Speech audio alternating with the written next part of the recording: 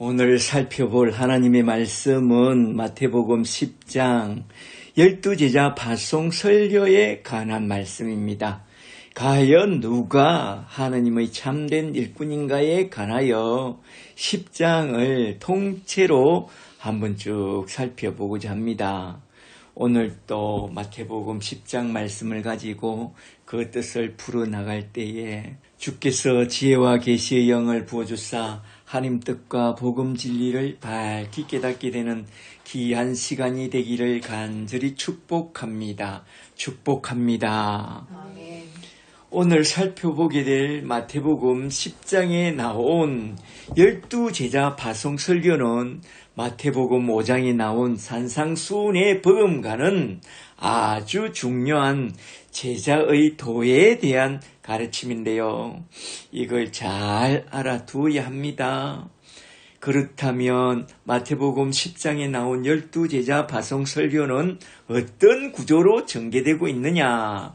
크게 5가지 내용으로 나누어서 쭉 전개되고 있는데요. 오늘은 그런 5가지 내용을 중심으로 하여 12제자 파송 설교를 한번 쭉 살펴보도록 하겠습니다. 한번 잘 들어보세요. 먼저 첫 번째 내용은 마태복음 10장 1절부터 15절에 나온 전도 방법과 전도 내용에 관한 말씀으로서 12제자 파송 설교 중에서 가장 중요한 말씀이 여기에 다 나오는데요. 한번 좀 살펴보도록 할까요? 먼저 10장 1절부터 좀 보세요. 1절에 예수께서 그 12제자를 부르사 더러운 귀신을 쫓아내며 모든 병과 모든 약한 것을 고치는 권능을 엑스우시아 권세와 능력을 주시니라. 아멘. 여기서 아주 중요한 단어가 나오는데요. 하나는 12제자요. 다른 하나는 부르사 프로스 칼레오라는 단어인데요. 12제자를 부르셨다라는 이 부르심이라는 단어가 너무나도 중요합니다. 모집 공고를 내서 모은 그런 제자들이 아니라 주님이 직접 찾아가서 선택하고 부르신 그런 제자들이라는 것입니다. 말하자면 우리가 예수님을 믿고 따르기로 작정하고 나선 게 아니라 주님이 우리를 직접 찾아와서 택하시고 부르시니 우리가 주님을 알게 되었고 믿게 되었고 따라 나서게 된 것이라는 겁니다. 그렇게 해서 부르신 자들에게는 무엇을 주느냐? 오늘 본문에 엑스우시아 권세와 능력을 주신다고 했습니다. 하나님의 자녀가 되는 권세와 능력을 주셨다는 거예요. 예수님을 믿고 따르는 사람은 크게 두 종류가 있다고 하는데 들어보셨어요? 이걸 잘 알아야 합니다. 예수를 믿고 따르는 사람 중에 하나는 스스로 주님을 믿고 따르겠다고 나선 그런 사람이 있고, 또 하나는 주님이 친히 선택하여 부르시니 수동태로 주님을 믿고 따라 나선 그런 사람이 있다는 것입니다. 12제자를 잘 보세요. 그들은 주님이 직접 택하시고 부르신 그런 자들입니다. 그렇다면 나는 어떤 사람입니까? 주님이 직접 찾아와서 선택하시고 친히 부르신 그런 신자와 제자입니까? 여기서 주님의 선택과 부르심에 대하여 한번 좀 생각해보고 넘어가야 하는데요. 잘 보세요. 주님의 선택과 부르심을 따라 우리가 예수를 온전히 믿고 구원의 큰 확신 속에 신자가 되고 제자가 되고 일꾼이 되는 그런 경우가 있고, 그와 반대로 자신이 스스로 선택하여 교회에 나와서 스스로 예수를 믿기로 결단하고 예수님을 따르는 그런 알미니안 계통의 사람들이 있다는 거요. 그렇다면 나는 어떤 사람인가? 그걸 한번 꼭 짚어보고 넘어가는 게 참 중요하다 이 말입니다.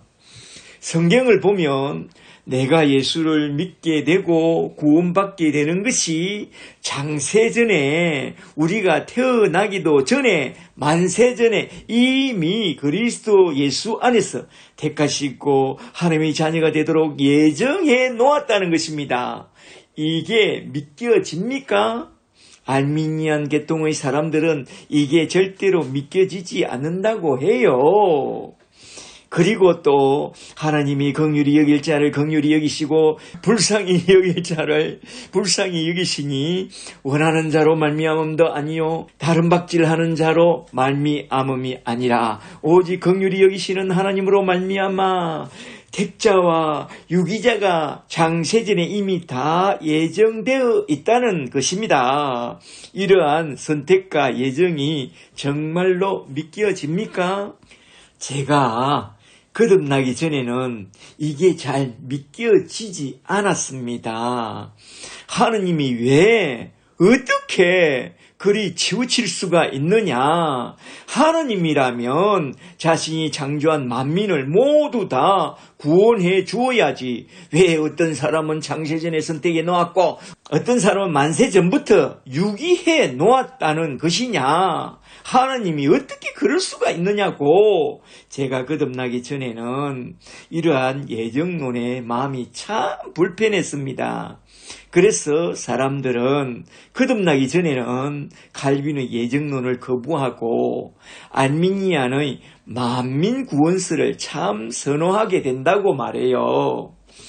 그런데 제가 성경 공부를 하다가 어느 날 예수 십자가의 복음을 문득 깨닫게 되고 십자가의 복음과 함께 성령을 훅 받게 되고 새로운 피조물로 거듭나게 된 바로 그때부터 세상에 제가요 성경의 선택설과 예정론을 그냥 다 받아들이게 되는 그런 날이 오더라고요.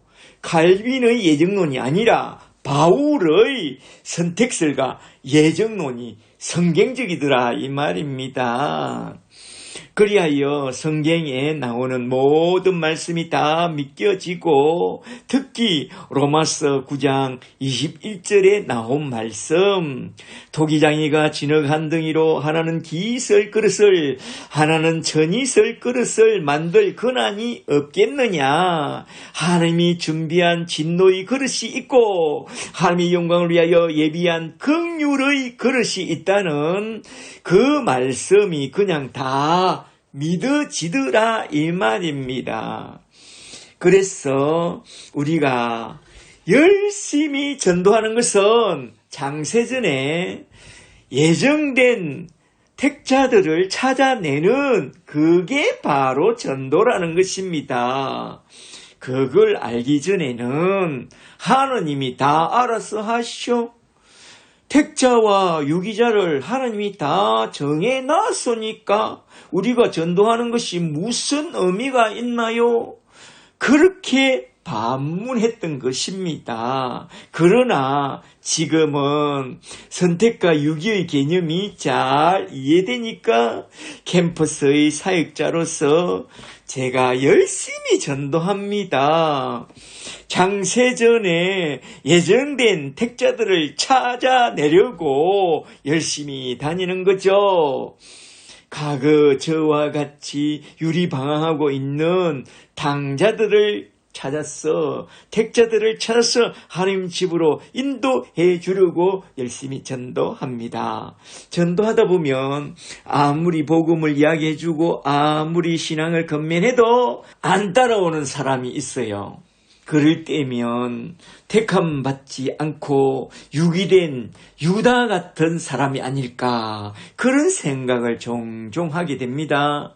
그런데 어떤 사람은 복음을 전해주고 신앙을 건면해주면 처음에는 몇 번 거절하다가 어느 날 갑자기 함께 성경 공부하고 싶다고 하고 그래서 1:1로 성경 공부를 하는 중에 그냥 복음을 십자가의 복음을 턱 받아들입니다.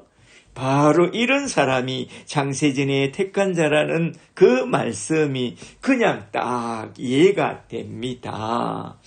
그래서 전도하고 함께 1대1로 성경 공부하는 것이 참 좋습니다.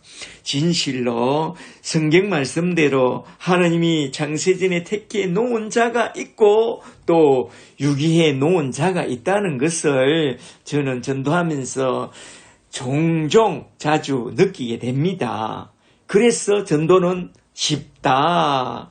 유기된 자가 거절하면 그냥 내비두고 선택된 자를 찾아서 전도하면 되니까 전도는 쉽다. 물론 캠퍼스에서 전도하다 보면 10명 중에 거의 9명은 거절하지만 그래도 어렵지 않다. 전도는 참 쉽다.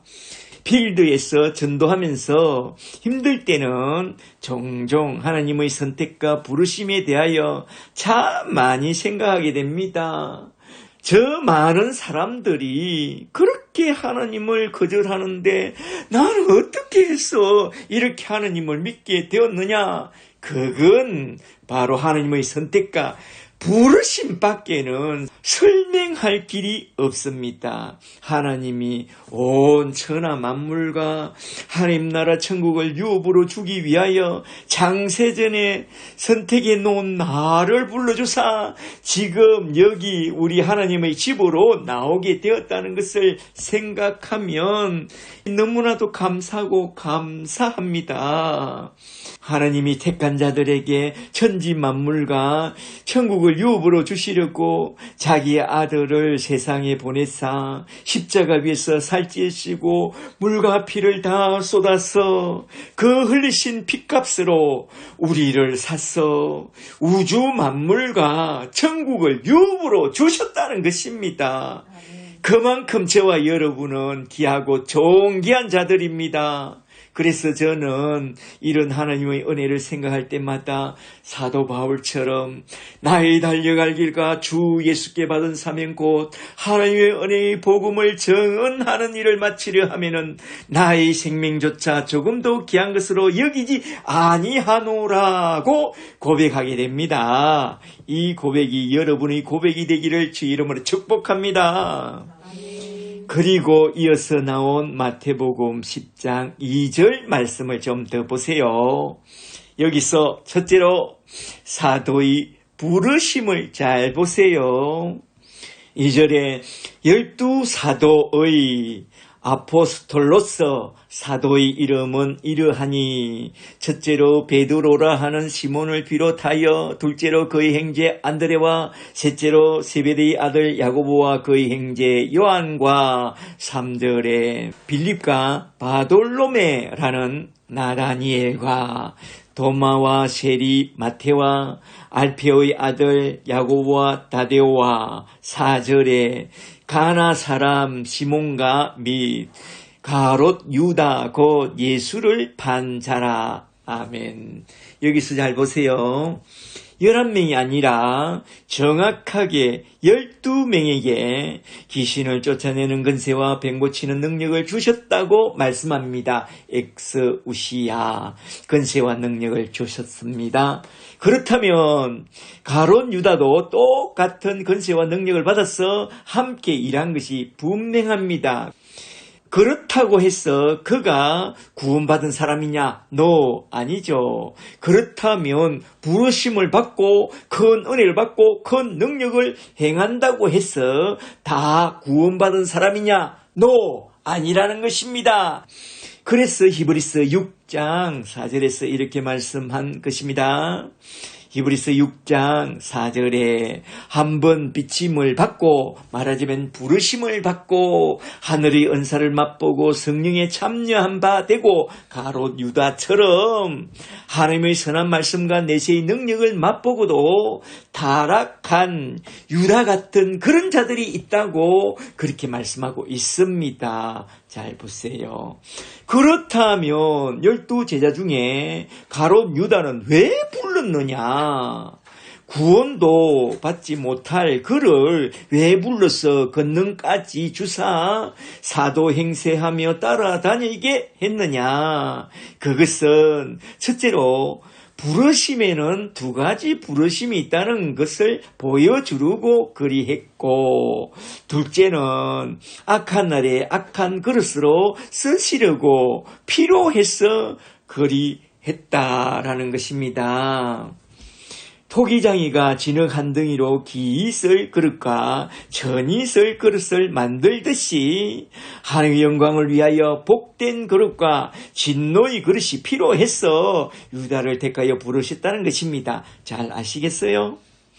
이걸 아멘하고 받아들이는 사람이 있고 이걸 받아들이지 못하고 그러는 사람도 있는데요.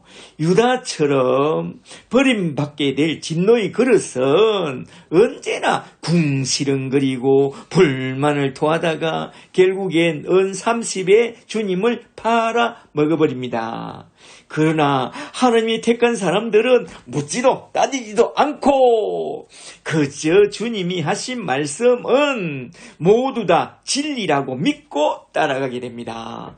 설교 시간에 자꾸 따지고 싶나요? 그렇다면 내가 혹시 유다가 아닌지 돌아보고 회개하고 복음 말씀을 충실히 잘 들으라 이 말입니다. 할렐루야. 그 다음에 나온 10장 5절부터 좀 더 보세요. 이번엔 둘째로 부르심에 이어서 보내심에 대하여 말하자면 전도 방법에 대하여 교훈하고 있는데요. 5절부터 잘 보세요. 5절에 예수께서 이 12를 내보내시며 아포스텔로, 사도는 아포스톨로서, 내보낸다는 것은 아포스텔로, 내보내시며 맹하여 이르시되 이방인의 길로도 가지 말고 사마리아인의 고을에도 들어가지 말고 오히려 이스라엘 집의 잃어버린 양에게로 가라. 이는 어떤 사람들이 말처럼 주님이 십자가에 달리기 전에는 이방인에게 전도하지 말라고 했고 부활하신 후에야 비로소 온 천하에 다니며 이방인에게 또 복음을 전파하라고 한 그런 말이 아니라 사도행전 1장 8절에서 말씀하신 것처럼 이건 전도의 우선순위를 말씀한 것이랍니다. 먼저 이스라엘 집의 잃어버린 양부터 찾아가라. 그것이 우선순위다 이 말입니다. 여기서 중요한 말씀은 이스라엘 집의 잃어버린 양인데요. 이스라엘 집의 잃어버린 양이란 누구를 말하느냐? 바로 앞장 마태복음 9장 끝에 나온 목자 없는 그 양들을 말씀합니다. 마태복음 9장 36절을 한번 좀 보세요. 36절에 예수께서 무리를 보시고 불쌍히 여기시니 이는 그들이 목자 없는 양과 같이 고생하며 유리함이라. 이들이 바로 이스라엘 집의 잃어버린 양들이라는 거죠. 37절에 이에 제자들에게 이르시되 추수할 것은 많되 일꾼이 적으니 그러므로 추수하는 주인에게 청하여 추수할 일꾼을 보내어 주소서 하라 라고 말씀합니다. 그렇게 말씀하신 후에 곧이어 나온 말씀이 지금 마태복음 10장에 나온 12제자 파송 설교인데요. 12제자는 추수한 일꾼이라는 거죠. 이스라엘 집의 잃어버린 양, 곧 목자 없는 양이란 누구냐면 유대교에 속한 가짜 목사들에게 속아서 참된 목자, 선한 목자를 만나지 못하고 참된 복음을, 천국 복음을 듣지 못하고 길을 잃고 유리하며 고생하는 자들을 말하는데요.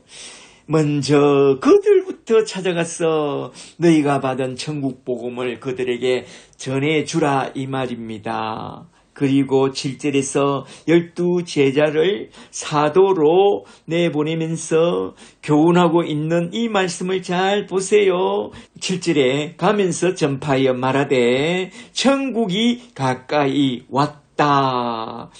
천국 복음, 예수 그리스도의 복음을 전파하고 8절에 병든 자를 고치며 죽은 자를 살리며 나병한 자를 깨끗하게 하며 귀신을 쫓아내되 너희가 거저 받았으니 거저 주라.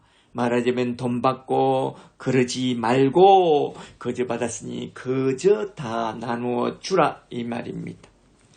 그리고 이어서 9절에 나오는 말씀을 잘 보세요.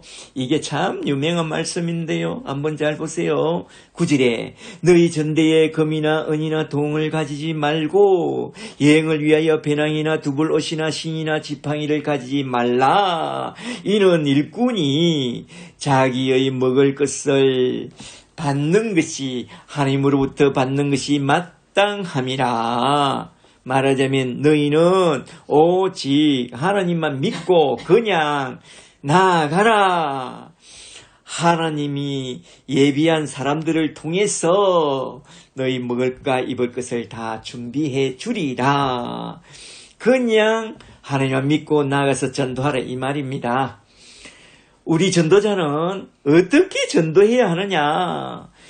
복음을 전하고 가르치면서 그 값을 받아 전대에 돈을 챙기고 귀신을 쫓아주고 병든 자를 치유해 주면서 돈을 챙기는 그런 짓을 하면 안 된다. 너희가 거저 받은 은혜를 거저 나누어 주어야 한다. 그리하면 주님이 너희 먹을 것과 입을 것과 살 집도 다 책임져 준다.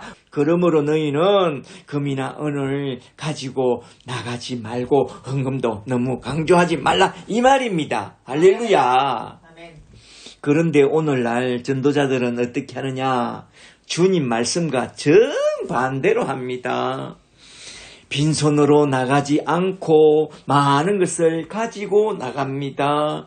바울처럼 남루한 옷보다는 고급진 옷을 입고 거지 나사로처럼 그렇게 나가지 않고 높은 지위를 가지고 영향력 있는 자리에서 전도해야 먹혀들고 그래야 헌금을 많이 한다라고 말합니다. 정말로 우리 주님과 정반대로 말합니다. 이걸 뭐라고 그러느냐? 싹군이라 그러죠. 일꾼이 아니라 싹군. 그리고선 세상 어떤 종교도 감히 하지 않는 수많은 갱품을 걸고 옛날에는 TV, 요즘은 차를 걸어요. 많이 홍보하고 총동원 전도 축제를 벌입니다. 왜 그러느냐? 이건 그들의 압이 마귀에게 쏘가서 그런 거요. 그 속에 진리가 없으므로 진리에 서지 못하고 압의 욕심을 따라 그런 짓들을 벌린다는 것입니다. 미제 복음주의에 대해서 한번 들어봤나요? 마이클 호트는 미제 복음주의를 경계하라 라는 그의 책에서 미제 복음주의가 얼마나 사악한지 강력하게 경고하고 있는데요. 우리나라 사람들은 미제를 참 좋아합니다. 미국에 유학 가서 미국에서 좀 성공했다 하는 그런 교회를 보면 그냥 눈이 확 뒤집혔어. 그 말도 안 되는 미제 복음주의를 배우는데 해란이 되어 있어요. 그 중에 제일 앞장선 사람이 누군지 아세요? 저 두란노 4인방 목사라고 해요. 지금은 다들 찬란하게 은퇴하고 떠났지만 그들은 한때 미국 유학파로서 미제 복음주의를 끌어들이는데 앞장서는데요. 그들이 끌고 들어온 미제 복음주의, 실용주의, 성공주의, 번영신학을 따라가면 안 됩니다. 그들이 한국 조국교회를 굉장히 어지럽혔습니다. 그들을 따라가면 안 됩니다. 대행주의를 따라가면 안 됩니다. 작은 교회가 아름답습니다. 주님은 분명히 말씀했습니다. 전대를 가지지 말라, 두벌 옷을 가지지 말라, 거지 나사로처럼 나가서 전도하라. 그런 거지 나사로가 전도하는 그 복음을 받아들인다면 그건 정말로 기적이고 하나님이 하신 것이다. 그러므로 너희는 하나님이 하실 일만 믿고 나아가라. 이 말입니다. 할렐루야. 그리고 이어서 마태복음 10장 11절부터 잘 보시면 셋째로 거지 나사로처럼 부르심과 보내심을 받고 가서 전파해야 할 복음 내용이 딱 나오는데요. 그게 뭐냐? 평안의 복음이라고 말합니다. 11절에 어떤 성이나 마을에 들어가든지 그 중에 합당한 자를 찾아내어 너희가 떠나기까지 거기 머물라. 또 그 집에 들어가면서 평안하기를 빌라. 그 집이 이에 합당하면 너희 빈 평안이 거기 임할 것이요. 만일 합당치 아니하면 그 평안이 에이레네 평안이 너희에게 돌아올 것이니라. 누구든지 너희를 영접하지도 아니하고 너희 말을 듣지도 아니하거든 그 집이나 성에서 나가 너희 발의 먼지를 떨어버리라. 내가 진실로 너희에게 이르노니 심판날에 소돔과 고모라 땅이 그 성보다 견디기 쉬우리라. 아멘. 여기서 핵심 내용은 평안, 에이레네, 살롬이라는 말인데요. 이게 무슨 말씀이냐? 그 집에 들어가거든 무릎 팍 꿇고 그 가정의 평안을 빌어주라는 말씀이냐? 물론 평안을 빌어주어야 하겠죠. 그러나 여기서 평안, 에이레네, 살롬을 빌라는 이 말씀은 우리가 봤던 평화의 복음, 그 복음이 그 가정에 온전히 임하도록 기도하고 그 집안 사람들에게 화평의 복음을, 평안의 복음을 잘 전해주라는 그런 말씀입니다. 주님이 빌어주라고 하신 그 평안은 세상 사람들이 말하는 그런 평안과 전혀 다른 평안으로서 이 세상이 전혀 줄 수 없는 그런 평안의 복음, 십자가의 복음, 천국 복음을 말씀한 것입니다. 그런데 그런 평안의 복음, 천국 복음을 들고 들어가는 너희를 영접하지도 않고 너희 말을 듣지도 않거든 어찌하라고요? 그 집이나 그 성을 떠날 때에 발의 먼지를 떨어버리라. 그들은 마지막 날 심판날에 소돔과 고모라보다 더 큰 진노의 지옥불에 던져지게 될 것이다 이 말입니다. 그러나 너희가 전하는 평안의 복음을 받아들이고 너희를 영접하는 자는 크고 놀라운 상급을 받게 되리니 천국에 들어가는 그 큰 상급을 받게 될 것이라고 했습니다. 할렐루야. 이렇게 해서 첫째 문단에서 전도자가 전해야 할 전도 방법과 전도 내용에 대해서 우리는 한번 쭉 살펴보았습니다. 이제 두 번째 문단으로 넘어가서 마태복음 10장 16절부터 23절에 전도자가 받게 될 고난에 관한 교훈 말씀이 나오는데 한번 좀 살펴보고자 합니다. 10장 16절부터 좀 보세요. 16절에 보라 내가 너희를 보냄이 양을 이리 가운데로 보냄과 같도다. 그러므로 너희는 뱀같이 지혜롭고 비둘같이 순결하라. 아멘. 여기서 중요한 핵심 코드는 그 유명한 말씀 뱀처럼 지혜롭고 비둘기처럼 순결하라는 말씀인데요. 전도자가 받게 될 고난과 핍박 속에서 뱀처럼 지혜롭고 비둘기처럼 순결하라. 이 말씀은 무슨 말씀이냐? 잘 들어보세요. 이걸 잘 이해해야 됩니다. 뱀의 특징은 해가 두 개라는 거요. 두 개의 해로 교묘하게 진리의 말씀과 가짜 복음을 섞어서 아담과 하와를 속였습니다. 너희는 그런 뱀처럼 영악하게 두말하는 자가 되지 말고 비둘기처럼 순결하게 하나의 복음, 십자가의 복음만 전하라 이 말입니다. 말하자면 우리는 두 가지 복음, 곧 세상 번영을 구하는 가짜 복음과 순결한 천국 하늘나라를 구하는 천국 복음을 마구 섞어서 전하면 안 된다, 이 말입니다. 뱀처럼 지혜롭고 비둘기처럼 순결하라, 이 말은 뱀처럼 하지 말고 비둘기처럼 하라, 이 말입니다. 미제 복음주의자들은 말합니다. 주님이 주시는 권세와 능력을 받았다면 너희는 사자후를 바라면서 나아가서 저 이리 갔던 원수마귀 사탄의 종들을 밟아 부수버리고 세상을 정복하고 다스려야 한다고 말하면서 왕의 복음을 갖고 나아가서 능력 전도를 하라고 외치는데요. 과거에 십자가 운동이 그랬잖아요. 그리고 미국을 정복했던 청교도들이 그랬잖아요. 인디안들을 마구잡이로 밟아 부숴버렸잖아요. 주님이 주시는 근세와 능력을 갖고 세상을 정복해야 된다고 하면서 그러면 안 됩니다. 그리고 이런 전도 운동이 미국을 휩쓸었는데요. 이런 전도 운동은 마치 신은 죽었다 하고 우리에게 주어진 힘의 권력의 의지를 주장한 니체의 초인 사상을 대변해주는 그런 인본주의 전도 운동인데요. 그게 오늘날 신사도적 전도 운동이라고 해요. 왕의 복음을 갖고 능력으로 전도하자. 요즘 캠퍼스에 돌아다니는 이런 무리들이 좀 있습니다. 전도하다 보면 이런 사람을 만나게 돼요. 거기 신사도적 운동을 하는 빈야드 처치에서 나온 나쁜 사상, 악한 사상이죠. 인본주의 전도 운동입니다. 그런 사람들은 대체로 엘리야를 좋아하고 엘리야처럼 능력의 종이 되기를 원합니다. 기도하면 제단 위에 불이 떨어지고 기도하면 하늘이 닫혀 비가 그치고 내 말 한마디에 불이 하늘에서 떨어져 내려서 무도한 저 아방의 졸개들을 불살라버리고 온 천하를 벌벌 떨게 하는 그런 힘과 능력과 권세를 갖고 싶어 합니다. 그래서 능력 전도를 외칩니다.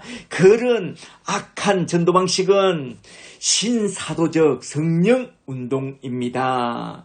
그런 악한 신사도적 성령 운동가들에게 속지 마세요. 능력 전도 그런 것 없습니다. 택자는 붙어올 것이고 불택자는 암만 우리가 권세와 능력이 있더라도 거절할 것입니다. 배척할 것입니다.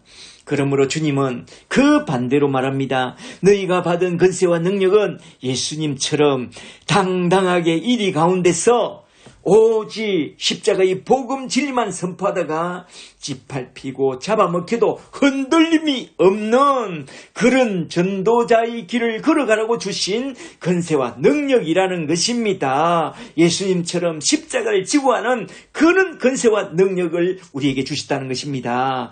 그러므로 너희는 저 이리들에게 잡아먹힐지라도 순교자의 정신을 가지고 복음을 전하되 뱀처럼 두말하지 말고 비둘기처럼 순결하게 오직 십자가의 복음만 전하라. 내가 너희를 보냄이 이리 가운데 잡아먹힐 양처럼 보냄 같도다. 내가 십자가 위에서 이리들에게 잡아먹힌 것 같이 너희도 그리하라. 잡아무는 자가 있으면 물려주고 잡아 씹는 자가 있으면 씹혀주고 잡아 뜯는 자가 있으면 뜯겨주고 그리하여 너희를 물고 씹고 뜯는 자들을 다 낚아채서 하늘나라로 인도하는 그런 복된 전도자의 길을 걸어가라, 이 말입니다. 할렐루야.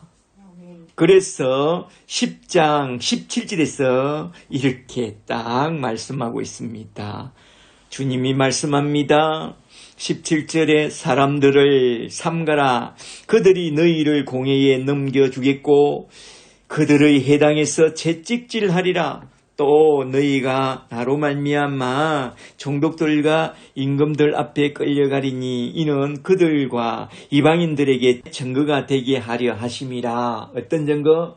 예수의 제자라는 증거가 되게 하려고 그런 일이 일어난다는 것입니다. 19절에 너희를 넘겨줄 때에 어떻게 또는 무엇을 말할까 염려하지 말라. 그때 너에게 할 말을 주시리니 성령이 너에게 할 말을 주시리니 말하는 이는 너희가 아니라 너희 속에서 말씀하시는 이 곧 너희 아버지의 성령이시니라. 21절에 장차 형제가 형제를 아버지가 자식을 죽는 데에 내어주며 자식이 부모를 대적하여 죽게 하리라. 또 너희가 내 이름으로 말미암아 모든 사람에게 미움을 받을 것이나 끝까지 견뎌라. 끝까지 견디는 자는 구원을 얻으리라. 아멘. 말하자면 을을 위하여 박해를 받는 자는 복이 있나니 천국이 그들의 것임이라. 나로 말미암아 너희를 욕하고 박해하고 너희를 거슬러 모든 악한 말을 할 때에는 너희에게 복이 있나니 기뻐하고 즐거워하라. 하늘에서 너희의 상이 크미니라 하신 그 말씀을 기억하고 23절에 이 동네에서 너희를 박해하거든 저 동네로 피하라. 뱀처럼 지혜롭고 비둘기처럼 순결한 전도자가 되라. 내가 진실로 너에게 이르노니 이스라엘의 모든 동네를 다 다니지 못하였어. 인자가 곧 오리라. 아멘. 여기서 공회에 넘겨지고 해당에서 채찍질 당하고 종독들과 임금들 앞에 끌려갈 때에 뱀처럼 그렇게 영악하게 두말하지 말고 비둘기처럼 순결하게 오지 예수천당 불신지옥 천국 복음만 전하다가 순교자로 그냥 올라오라. 말하자면 복음을 위해 살고 복음을 위해 죽는 그런 전도자가 되라 이 말이죠. 잘 아시겠죠? 이렇게 두 번째 문단에선 어떤 핍박 속에서도 순결한 전도자가 되라는 말씀, 뱀같이 영악하게 두말하는 자가 되지 말고 비둘기같이 순결하게 천국 복음만 전하는 그런 자가 되라는 이 말씀을 잘 마음에 새겨두면 참 좋겠습니다. 이제 세 번째 내용으로서 마태복음 10장 24절부터 33절에 나온 말씀, 전도자가 받게 될 하나님의 보호하심에 대한 말씀을 한번 좀 살펴보고 넘어가도록 하겠습니다. 10장 24절부터 좀 보세요. 예수께서 말씀합니다. 24절에 제자가 그 선생보다 또는 종이 그 상전보다 높지 못하나니 제자가 그 선생 같고 종이 그 상전 같으면 족하도다. 집주인을 나를 바알세불 곧 귀신의 왕이라고 비난하였거든. 하물며 그 집 사람들 너희이랴.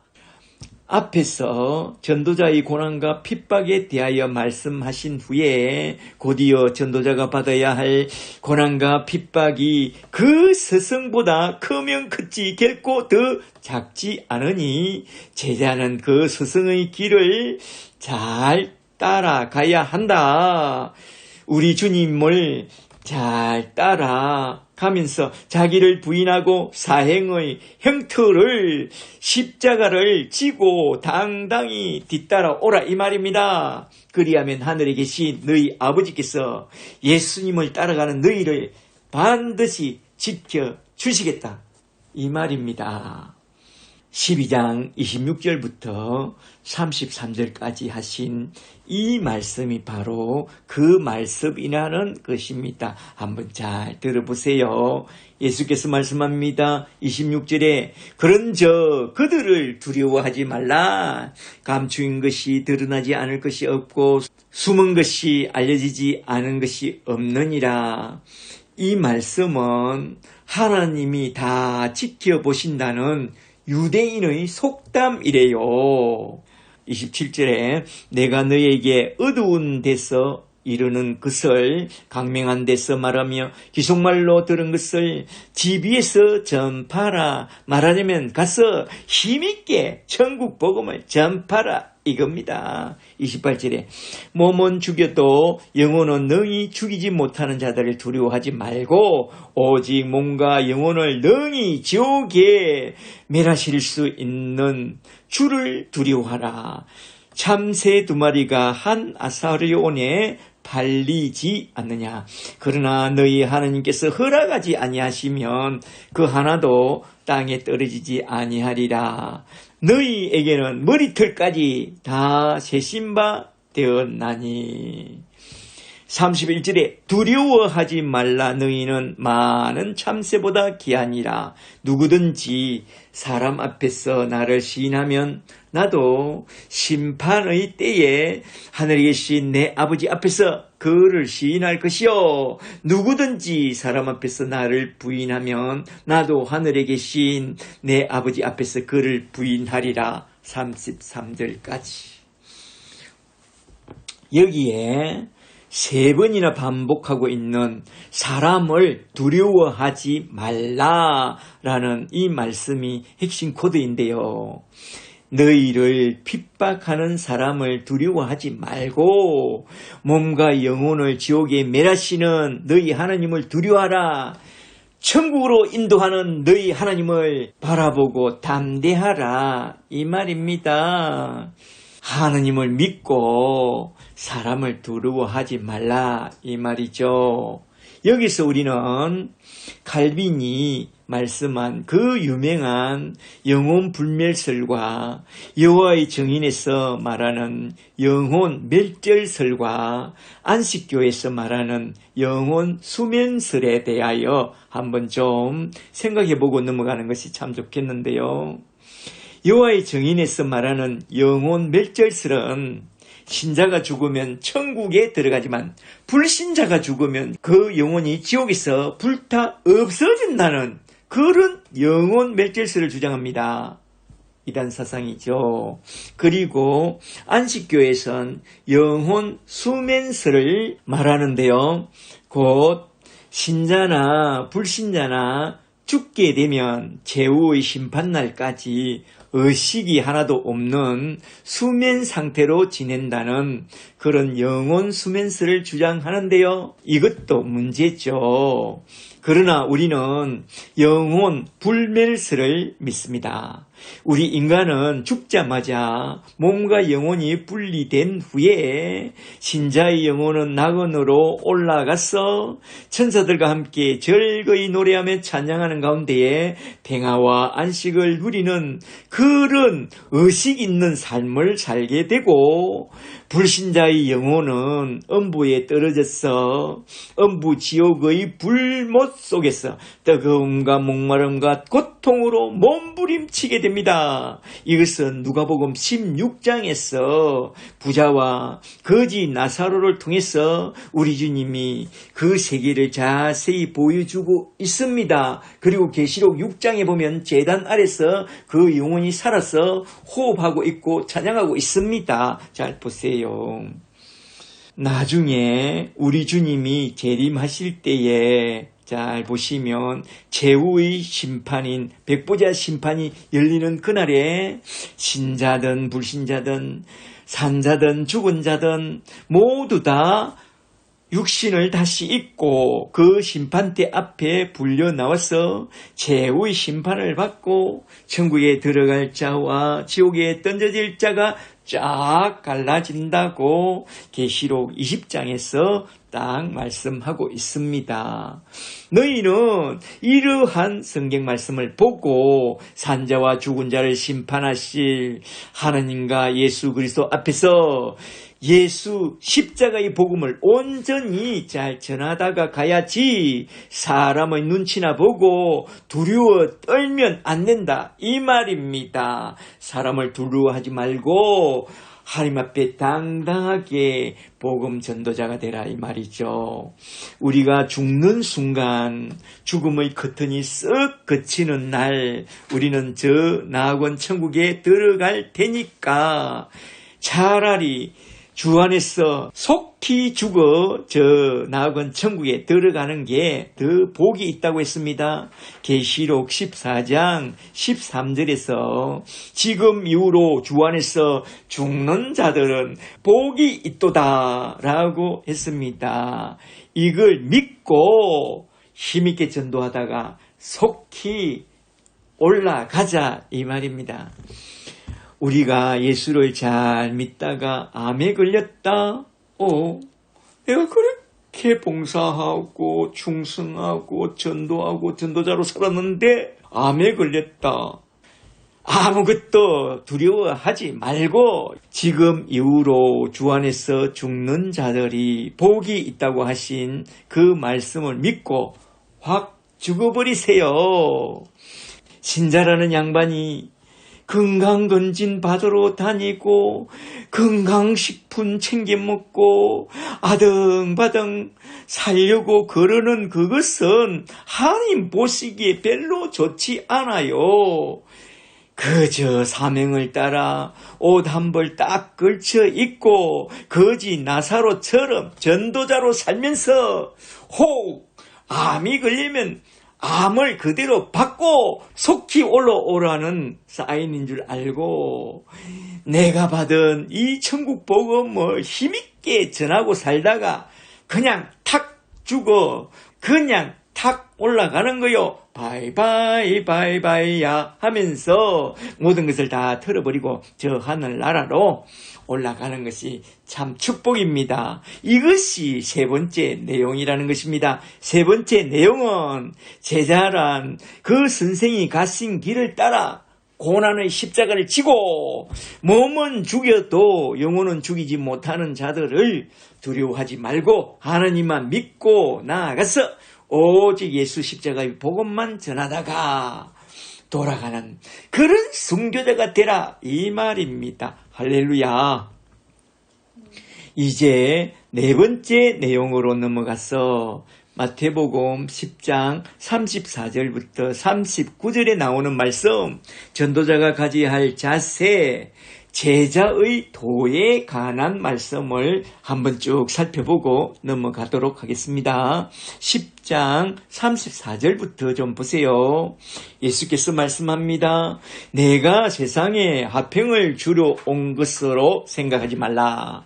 화평이 아니요 검을 주러 왔노라. 내가 온 것은 사람이 그 아버지와 딸이 그 어머니와 며느리가 그 시어머니와 불화하다는 것은 둘로 나누다는 뜻이에요. 디카시아.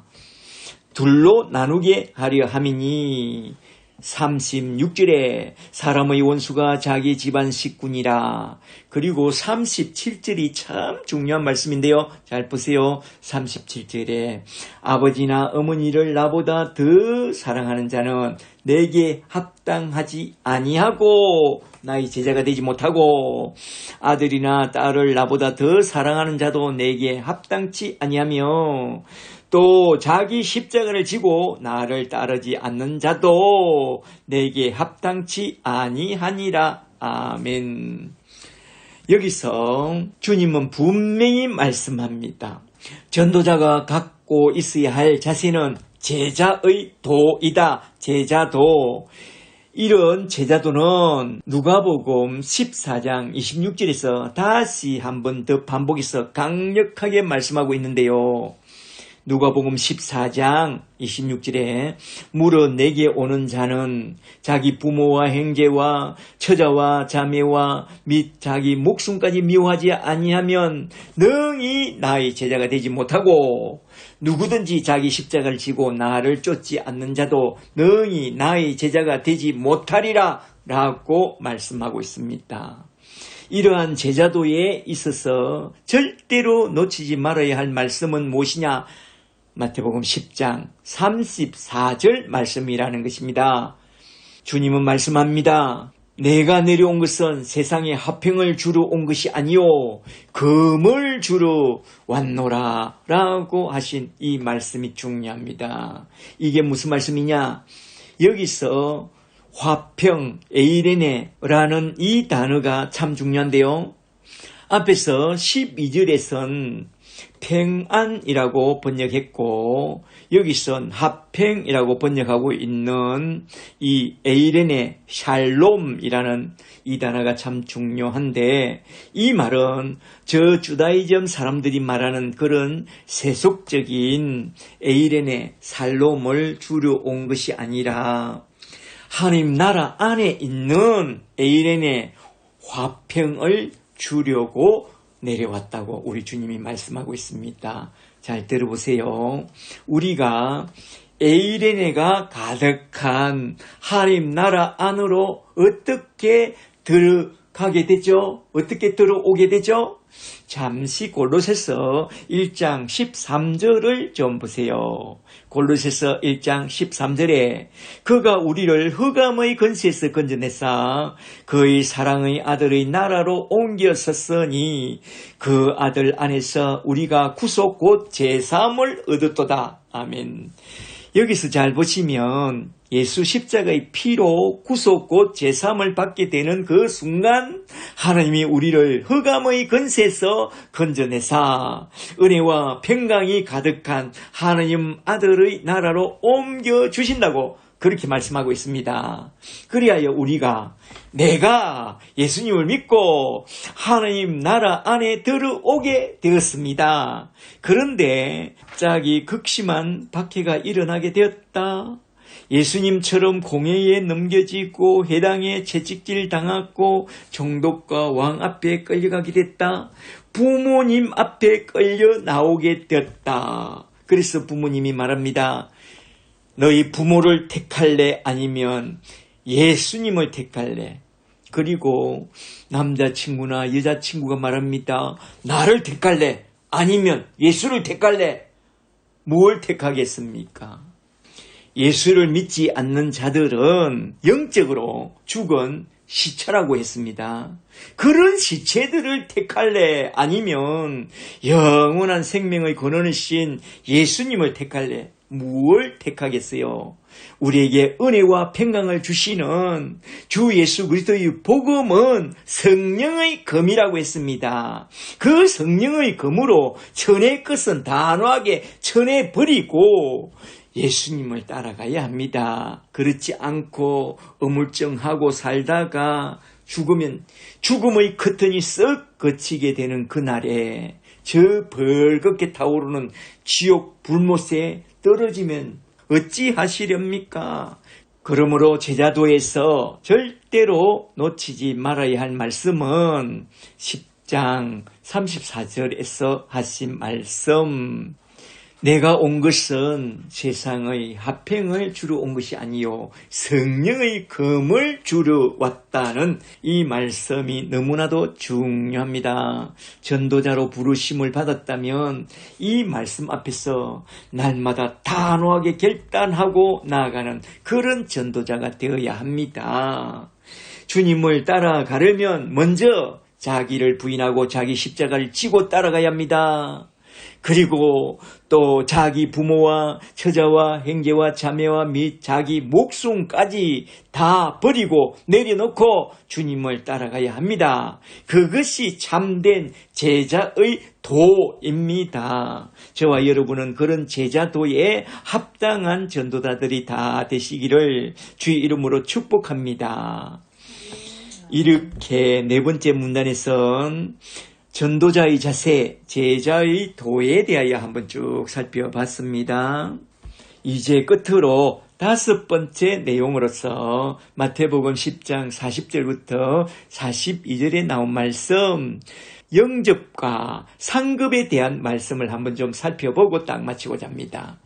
결론 말씀으로 나온 전도자를 영접하는 것과 영접하는 자가 받게 될 상급에 대한 그 개념을 잘 알아두는 게 참으로 중요한데요. 마태복음 10장 40절부터 좀 보세요. 예수께서 말씀합니다. 너희를 영접하는 자는 나를 영접하는 것이요. 데코마이. 나를 영접하는 자는 나를 보내신 이를 영접하는 것이니라. 데코마이. 선지자의 이름으로 선지자를 영접하는 자는 선지자의 상을 받을 것이요, 의인의 이름으로 의인을 영접하는 자는 의인의 상을 받을 것이니라. 선지자의 상, 의인의 상이 뭡니까? 구원입니다. 구원의 상급.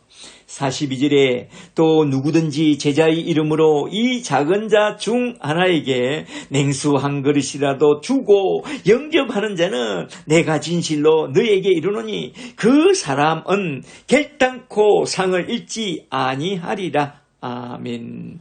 이 대목에서 잘 보시면 영접이라는 단어와 상이라는 단어가 참 중요한데요. 영접이라는 단어는 거의 6번이나 나오고 중요하니까, 상이라는 단어는 거의 3번이나 쭉 나옵니다.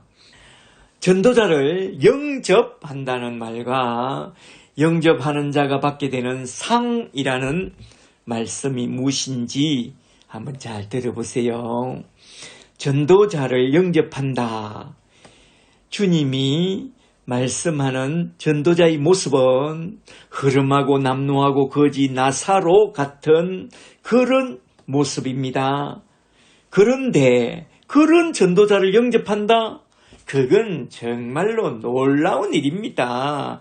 그런 전도자를 영접한다는 것은 곧이어 그 전도자에게 듣게 될 천국 복음, 십자가의 복음까지 영접한다는 그런 말인데요. 그리하면 그들이 얻게 되는 상이 무엇이겠어요? 하나님 나라 천국행 티켓이 아니겠어요?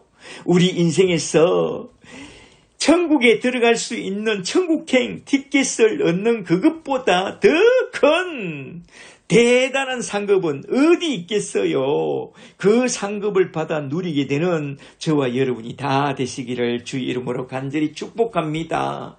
상 중에 최고의 상은 천국에 딱 들어가는 것입니다.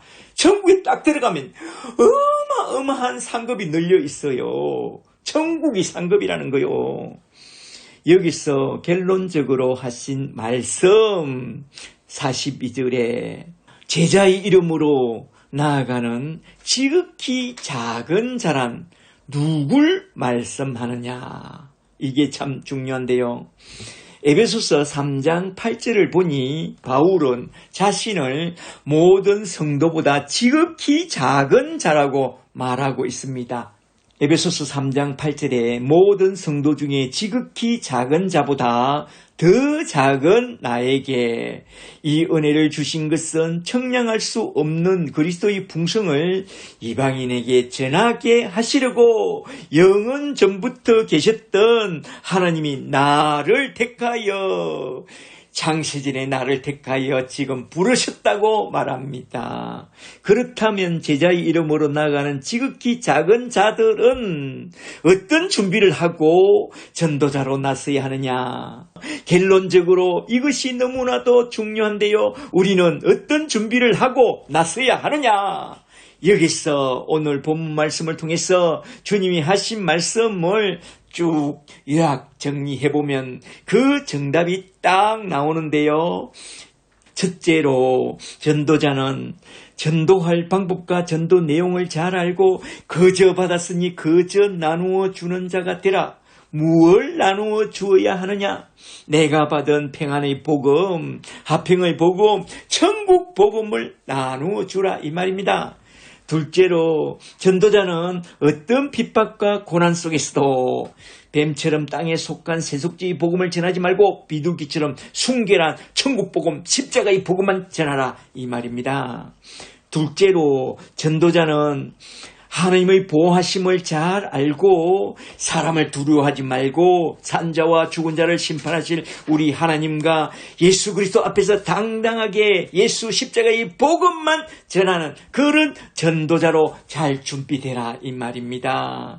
넷째로 전도자는 제자의 도를 분명히 잘 알고 자기를 부인하고 자기 십자가를 지고 주님의 부르심과 보내심을 따라 본토 친척 아비집을 떠나 어디든지 주님이 가라고 하는 곳에 아름답게 나가서 순교자로 아름다운 전도자로 살아야 한다 이 말입니다.